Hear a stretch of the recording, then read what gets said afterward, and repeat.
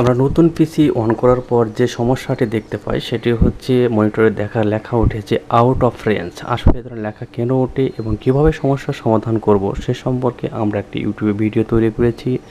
এই ভিডিও দেখে আপনারা এই ধরনের সমস্যার সমাধান করতে পারবেন আশা করি, এবং কিভাবে সমস্যার সমাধান করবেন তা আমরা স্টেপ বাই স্টেপ দেখে দেব। চলুন দেখা যাক। Out of range on monitor, resolve the problem. Let's go resolving. প্রথমে উইন্ডোজের ডিস্কটি আমরা সিডিতে ঢুকিয়ে নিব।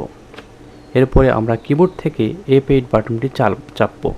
চাপার পরে সেভ মোডে গিয়ে আমরা এন্টার দেব। এরপর আপনার পিসিটি সিস্টেম রেজিস্টার চলতে থাকবে। করতে হবে উইন্ডোজের সার্চ বাটনে গিয়ে আপনার MS কনফিগ লিখে এন্টার দেবেন। এরপর সিস্টেম কনফিগারেশন নামে একটা মেনু আসবে। এই মেনুতে বেস ভিডিওতে আপনার ক্লিক দিবেন। দেওয়ার পর ওকে বাটনে ক্লিক দিবেন। দেওয়ার পর আমরা পিসিটি রিস্টার্ট দেব।